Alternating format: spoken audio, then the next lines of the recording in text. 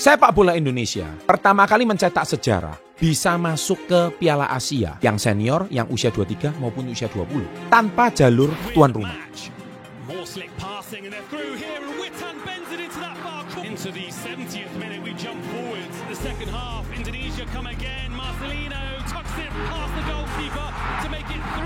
Saya menonton sepak bola sejak kecil, tetapi tidak pernah ceritanya saya melihat sepak bola Indonesia itu bisa sangat luar biasa seperti sekarang. Ini namanya Sintayong Effect. Di video kali ini saya akan membongkar habis kenapa Sintayong ini bisa mengubah dari pelatih yang mungkin sudah puluhan pelatih sejak saya SD. Dan Sintayong ini mengubah sejarah, membuat Indonesia sekarang menjadi ditakuti di Asia. Tonton video ini sampai selesai.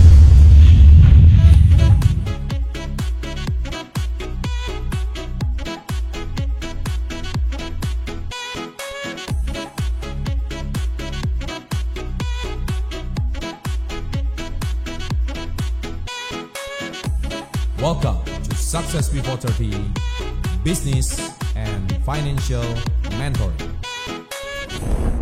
Sahabat entrepreneur, salam hebat luar biasa. Apa hubungannya channel entrepreneur hari ini, channel mindset hari ini dengan sepak bola? Berhubungan sekali. Saya hari ini bukan mau bahas sepak bola karena bukan kompetensi saya di dalam dunia sepak bola. Memang kompetensi kita di bidang finance, leadership, bisnis, pengembangan diri. Tetapi di dalam sepak bola sangat berhubungan dengan yang namanya mental. Nah, mental ini saya mau singgung. Akhirnya ini adalah kisah daripada Sintayong ini akan menjadi sebuah pelajaran berharga bagi penonton Success Before 30. Kita bisa memetik cerita dan contoh nyata. Sintayong ini seolah-olah mendobrak cara melatih pelatih-pelatih sebelumnya, yang mana tidak bisa memecahkan misteri. Kenapa kok sepak bola Indonesia ini tidak kunjung maju? Di ASEAN aja juga suka kalah, nggak pernah juara. Apalagi sampai ke level Asia. Sahabat SP30, kali ini saya akan membahas mental atau mindset Sintayong untuk pelajaran bagi para sahabat SP30. Suatu hari mungkin kita bisa mengundang Sintayong datang ke channel kami ya. Seperti di awal, saya ini nonton sepak bola Indonesia sejak tahun 80. Maklum, saya mantan atlet, meskipun saya bukan atlet sepak bola.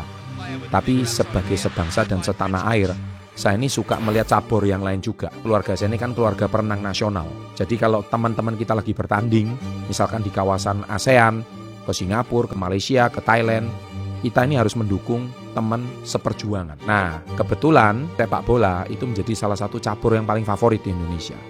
Tetapi masalahnya di era-era sebelumnya, Indonesia ini kan suka bergonta-ganti pelatih. Banyak banget. Saya masih ingat dulu waktu pelatih yang paling keras itu namanya Anatoly Polosin. Dan Anatoly Polosin itu sangat menekankan masalah fisik. Nah, fisik ini kan masalah ketahanan mental juga. Kalau nggak kuat fisiknya nggak bakal bisa. Nah, tetapi Sintayong ini ciri khasnya nomor satu itu disiplin. Anda lihat artikel ya, Sintayong soal disiplin. Pemain terlambat 5 menit, dicoret. 5 menit doang. Mohon maaf ya, kalau pelatih sebelumnya terlalu toleransi. Apalagi Indonesia ini paling terkenal apa? Jam karet. Indonesia ini paling terkenal apa? Budayanya apa? Jam karet. Toleransinya terlalu tinggi. Pelatih Korea, no toleransi. Bicara soal terlambat 5 menit ini aja, kita sudah tahu. Kemudian, kalau bicara soal disiplin, pelatih Korea itu sangat terkenal disiplin keras. Kenapa? Saya pernah dilatih pelatih Korea soalnya. Saya dulu mantan atlet taekwondo. Pelatih Korea saya itu dulu bernama Master O. Master O itu era tahun 90-an itu memegang tim nasional Indonesia. Aduh, kalau dilatih sama beliau, pulang itu kalau kaki kita itu masih bisa berjalan, itu aneh. Artinya apa? Disiplinnya itu keras sekali. Penampakan fisik itu keras sekali. Kadang kita itu udah bener, masih salah gitu. Nah, satu lagi, kalau kita kalah, yang namanya pertandingan pasti ada menang, ada kalah. Kalau kalah, kita ini suka apa? Pelatih kita itu suka apa? Atau pelatih sebelumnya suka apa? Ya, hari ini memang belum rezekinya ya anak-anak kita. Pertandingan hari ini kita belum rezekinya. Kata pertama itu yang keluar belum rezekinya.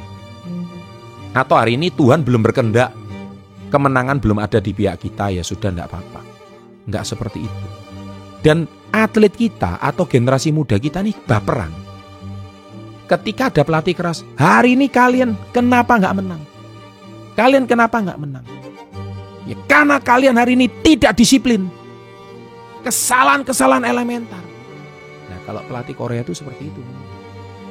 Kenapa seperti itu? Ya karena beliau itu tahu. Keras itu memang. Cara didiknya itu keras. Nah namanya atlet sudah membela negara demi bangsa. Kalau kita mungkin berjuang demi keluarga, ya nggak boleh baper. Kalau Anda dikit-dikit baper, ya gimana Anda punya mental tuh bisa kuat. Makanya filosofi yang benar itu kan sebetulnya adalah be the best, koma, do the best, ya kan? Terus koma, terakhir, God, take care the rest. Ini yang selalu diajarkan sama mentor saya. Mentor saya selalu mengajarkan God take care the rest. Tapi sebelum God take care the rest, itu kalau saya terjemahkan bahasa Indonesia artinya apa? Be the best, jadilah yang terbaik. Do the best, lakukan yang terbaik. Baru yang terakhir, God take care the rest. Baru yang terakhir, Tuhan menyempurnakan semuanya. Tapi orang Indonesia ketika kalah, nomor satu God take care the rest dulu. Bawa nama Tuhan dulu. Mohon maaf ya, saya hari ini bukan mau salah menyinggung agama. Tetapi kita ini seringkali kalau kita berbuat salah, kita tuh bawa nama agama, bawa nama Tuhan untuk menutupi kesalahan kita. Kalau kalah ya kalah, sudah titik. Jangan sampai Anda kalah, tapi ya Tuhan hari ini belum ngasih rezeki. Loh, kok Tuhan yang belum ngasih rezeki? Enggak seperti itu. Kalau kalah ya kalah, yang kalah harus dievaluasi teknik dasarnya, fisiknya yang kurang bagus, kemudian ketahanan mentalnya yang kurang oke. Kalau kita omset lagi turun, kita ini jangan menyerah. Nah itu yang harus dibenahi, dievaluasi. Jangan dikit-dikit bulan Tuhan belum ngasih rezeki. Ini saya nggak suka. Dan saya percaya seorang Shin Tae-yong pasti menerapkan filosofi ini. Dia pasti be the best dulu, do the best dulu. Jangan God take care the rest dulu. Nah kita ini culture-nya kita, orang Indonesia ini kebanyakan adalah kenapa kita nggak kunjung maju? Karena selalu God take care the rest dulu. Saya bukan berarti bicara begini itu bukan berarti saya mengajak Anda itu untuk jadi ateis atau tidak percaya Tuhan. Tidak, kita ini orang beragama. Tetapi jangan mengatasnamakan Tuhan dan jangan mengatasnamakan agama untuk menutupi kesalahan kita. Nah, ini yang paling penting menurut saya. Jadi disiplin ini saya percaya 1000% Shin Tae-yong pasti menanamkan itu. Nomor 2, menekankan yang namanya nasionalisme. Bukan Tuhan nomor 1. Dia nggak peduli. Agamamu apa dia nggak peduli. Kamu mau dari Papua, yang Katolik dan Kristen. Kamu mungkin mau yang dari Aceh, mayoritas Muslim. Kamu mungkin yang dari Pulau Jawa. Kamu yang mungkin dari Kalimantan. Kamu yang dari Sulawesi. Dia nggak peduli. Semua talenta kalau sudah jadi satu, nasionalisme. Nah ini Shin Tae-yong. Semua demi merah putih. Nah itu filosofi orang Korea. Orang Korea itu nomor 1 kalau sudah berjuang demi negara, nomor 1 merah putih. Anda masih ingat gak tahun 2002? Anda cek waktu Korea itu jadi tuan rumah Piala Dunia bersama Jepang. Orang Korea itu membawa bendera bangsanya itu memenuhi stadion. Saya masih ingat waktu itu striker hebatnya namanya An Jung-won. Karena kenapa saya ingat? Karena seusia sama saya gitu, tahun 2002. Sampai Korea itu bisa ngalahkan beberapa tim besar kalau nggak salah. Kalau nggak salah ngalahkan siapa? Italia atau kalau nggak salah. Sampai Korea itu masuk semifinal. Gila, itu nggak masuk akal. Tapi dari situ itu era kebangkitan nasionalisme yang luar biasa. Nah, Shin Tae-yong itu sangat menanamkan yang namanya nasionalisme ini. Merah putih di atas segala-galanya. Jadi nggak peduli agamamu apa, tempatkan dulu merah putih di atas segala-galanya. Jadi kalau kamu berdarah-darah demi merah putih. Makanya ketika Anda bisa menyanyikan lagu kebangsaan Indonesia Raya, ada beberapa saya lihat pemain Indonesia itu sampai meneteskan air mata. Karena penanaman nasionalisme. Jadi kalau kamu nggak siap bermain untuk merah putih, out. Nggak peduli kamu pemain bintang di klub, gajimu tinggi, nggak peduli. Nah, ini resiko loh ini. Nah, mental ini ditanamkan sama Shin Tae-yong, nasionalisme di atas segala-galanya. Ini luar biasa ini. Dan apakah generasi sebelumnya nggak punya nasionalisme? Punya. Kamu digaji sama bangsa. Kamu siap nggak main sama merah putih? Kalau nggak siap balik ke klub. Pasti seperti itu. Makanya dia mungkin memotong generasi ini, potong generasi. Ya kan? Jadi Indonesia ini dipotong generasinya sama Shin Tae-yong. 10 tahun lebih muda. Dipotong generasinya sampai benar-benar dia menemukan pemain yang bisa dibentuk sesuai filosofi beliau. Kalau enggak usah. Dia enggak suka pemain bintang yang mana sudah menjadi bintang iklan, nasionalismenya rendah, yang penting saya kenyang, yang penting gaji saya besar. Dibuang semua. Enggak peduli kamu pemain sehebat apapun, dibuang semua. Dia tanamkan pondasi nasionalisme ini, merah putih nomor 1. Itu keren. Pelatih seperti ini itu keren. Yang ketiga, percaya diri. Anda pernah pasti dengar sejarahnya Sinteyong 2018 dia kalahkan Jerman, betul? Itu yang menjadi fenomenal. 2-0 waktu itu. Dia kalahkan Jerman 2018. Jerman yang kuat-kuatnya, pemain bintang semua, pemain bintang Bayern Munchen, pemain bintang Eropa, itu semua ada di Jerman. Dikalahkan sama pasukan Tegu Warrior ini 2-0 2018. Wow. Jadi percaya diri itu gak cuma semata-mata fit, tapi dia itu juga ada yang namanya sport science. Iya kan? Jadi dia itu kalau percaya diri, dia itu pasti ada datanya. Sport science itu mengutamakan. Jadi orang itu ada datanya. Bekerja itu ada datanya. Dia tahu data setiap pemain. Dia bisa bermain fisiknya tuh berapa menit, ketahanannya, tekniknya, skillnya. Ini semua sport science itu bisa dipelajari. Nah Indonesia kalau masalah sport science ini gagal, ya kita nggak bisa bersaing dengan atlet dunia. Sama kayak Indonesia. Kenapa entrepreneurnya lemah ya? Karena ya kita tahu sendiri fundamentalnya belum apa. Waduh kalau jualan kita mentalnya lemah. Kalau begini mentalnya lemah. Nanti ujung-ujungnya ya belum rezeki lagi. Nah, belum rezeki itu boleh nggak? Betul. Tapi sebelum belum rezeki saya sudah ngomong tadi di awal. Be the best dulu. Lakukan yang terbaik dulu. Jangan belum terbaik tapi kamu sudah ngomong-ngomong belum rezeki. Itu mental lemah itu. Dan yang kedua, do the best dulu. Lakukan yang terbaik dulu.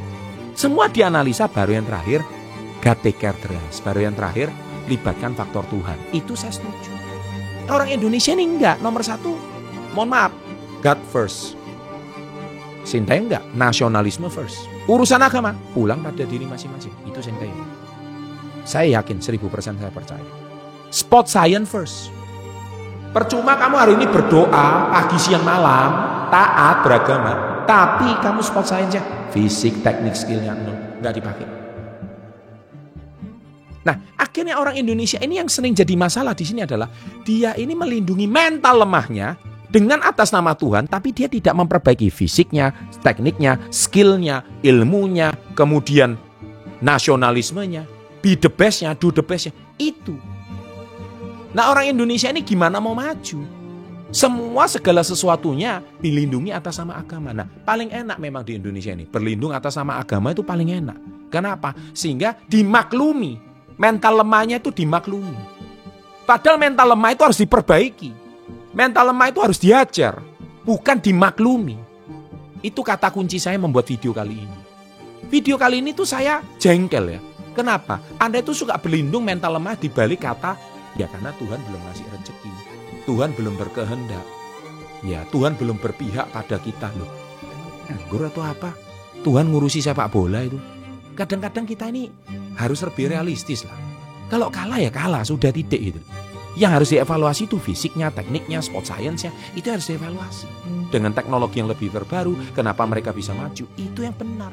Bukan hari ini kita itu berlindung di balik nama agama. Oke, paham ya? Nah yang keempat, nah ini yang saya suka, mental juara. Anda lihat Sinteyong di Piala Asia ini, Piala Asia, saya suka banget ya. Ini ada kata-katanya, Piala Asia U23 AFC ini. Beliau itu kan ditarget sama PSSI, yaitu targetnya adalah lolos 8 besar. Tahu Sinteyong ngomong apa? Itu target PSSI. Tapi target STY bilang apa? Ternyata nggak sama. Target STY dia bilang lolos 4 besar. Wah ini yang saya suka. Mana ada pelatih yang sebelumnya ngomong kayak gitu. Ini kalau orang Indonesia mau sombong Sinteyong itu. Sombong. Iya kan. Nah kadang sombong sama percaya diri itu beda-beda tipis. Sombong sama mental juara itu beda-beda tipis. Orang Indonesia kadang nggak bisa membedakan mana mental juara, mana sombong. Nggak bisa bedain. Sombong itu tidak sama dengan mental juara, tidak sama dengan percaya diri. Beda jauh. Sombong itu nggak punya kemampuan, tapi bacot. Percaya diri itu punya kemampuan, tapi berani ngomong. Nah, ini loh, orang Indonesia ini kadang nggak bisa bedain mana mental juara sama mana sombong.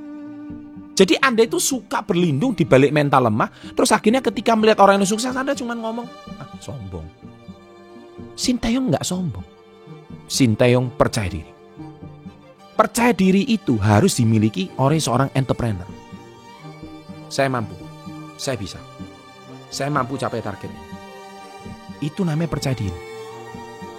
Ketika kalian hari ini nggak punya kepercayaan diri, jangan pernah berharap kalian itu bisa punya mental juara. Jangan pernah berharap. Jangan pernah berharap. Anda lihat PSSI target cuma lolos 8 besar, dia lolos 4 besar. Hari ini terbukti lolos 8 besar. Ya, ketika video ini dibuat sudah lolos 8 besar. Saya nggak tahu ya, ketika Anda nonton video ini akhirnya lolos 4 besar atau enggak, saya nggak tahu. Tapi kalau lihat permainannya, bisa jadi Indonesia ini lolos 4 besar. Siapapun nanti lawannya loh. Mau Korea, mau Jepang, pokoknya raksasa Asia bisa dilibas semua. Nah, orang Indonesia punya nggak mental seperti ini? Jangan cuma ngomong doang gitu. Kenapa kok kebetulan saya seperti ini? Saya ini pernah menjadi motivatornya sahabat saya ya, yang waktu itu dia menjabat sebagai presiden Arema Football Club. Saya ini pernah 2 kali memotivasi tim Arema waktu itu.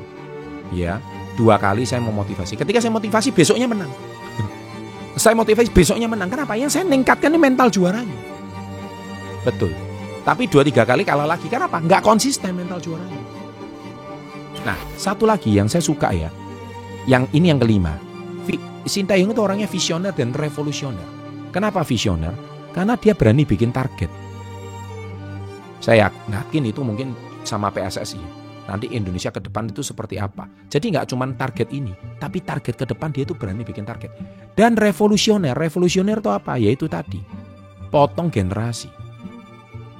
Potong generasi ini dilakukan sama Sinteyong. Kenapa? Dia revolusioner. Percuma saya hari ini membimbing pemain bintang yang hatinya nggak ada untuk merah putih, mentalnya sudah teracuni, mentalnya sudah lemah, hidupnya sudah enak, gajinya udah besar. Nggak mungkin. Dia lebih baik cari pemain yang gajinya masih kecil, masih baru, masih usia muda, dibina sama dia, dibentuk sama dia. Dia bisa melihat. Nah, kebetulan saya di komunitas Yes, saya ini sendiri juga banyak membibit generasi muda. Saya ini banyak membentuk generasi muda. Yang mana generasi-generasi muda ini juga saya nggak suka sama orang yang sudah sok hebat, sok pinter, atau sok kaya raya. Saya nggak suka. Saya lebih suka mengkader anak-anak muda. Kebetulan saya ini punya filosofi yang sama Sinteyong dalam membidik generasi muda, dalam membentuk generasi muda. Nah, di sini saya yakin apa yang saya ajarkan itu ternyata tersalurkan di Timnas Indonesia. Dan dia juga panggil tim medisnya itu dari Korea. Ya kan? Kemudian pelatih fisik, pelatih kiper. Artinya itu apa? Itu dia memang cari orang yang sevisi sama beliau. Bekerja sebagai satu tim. Jadi Sinteyong ini sukses karena dia visioner. Dan visioner itu harus punya tim. Nah, di dalam bisnis juga sama. Leadership, kemudian tim manajemen. Ini sangat memainkan peranan penting di dalam sebuah kesuksesan sebuah tim. Nah, tim manajemen dia ini dipilih semua tim yang dia memang percaya. Jadi kalau hari ini seorang Sinteyong bisa menanamkan filosofi ini, ya nggak salah kalau generasi sepak bola emas ini mentalnya itu mental juara. Mentalnya itu filosofinya luar biasa. Semua demi merah putih, semua profesional. Nah, dari sini kita sudah tahu bahwa profesional sebagai seorang atlet nggak bisa demikian. Begitu juga Anda mau jadi seorang entrepreneur, sama. Makanannya harus bagus, tidur harus berkualitas. Pak, saya sekarang untuk makan aja susah. Pak, guys, come on, kita harus berjuang. Anda mau punya taraf hidup lebih baik, tirulah filosofi ini. Iya kan? Kalau kamu hari ini pengen lebih sukses, lebih maju ya, temukan komunitas yang positif dong. Gimana kamu mau maju kalau temenmu semua mengeluh? Gimana kamu mau maju kalau temenmu tuh semua tukang komplain? Tiap hari mengeluh, tapi ngeluh gajinya kecil. Kalau mengeluh gaji kecil, keluar loh dari perusahaan. Jangan meludah di sumur Anda sendiri dong. Sumur tempat Anda cari minum, Anda ludahi sendiri. Keluar dong. Buktinya gimana? Kalau kamu keluar nggak berani, Ya jangan mengeluh dong kalau di perusahaan. Kalau berani keluar, resign aja. Ngapain komplain? Begitu juga saya. Saya di komunitas Yes, saya selalu mengajarkan mental ini. Kalau Anda kuat, maju, yakin, percaya, Anda pasti akan bisa. Baik, semoga video ini bermanfaat. Saya bangga sekali dengan tim nasional Indonesia. Selamat Ketua Umum Pak Erick Thohir, Menteri BUMN kita. Di era kepengurusan Anda, PSSI ulang tahun ke-94 juga. Ulang tahun PSSI, selamat ulang tahun PSSI juga. Semoga PSSI nanti menuju 1 abad. Siapa tahu Indonesia bisa masuk Piala Dunia. Amin. Amin. Demikian sahabat entrepreneur, saya senang sekali membuat video ini, penuh semangat, menyalah abangku. Sukses untuk Anda. Salam hebat, luar biasa.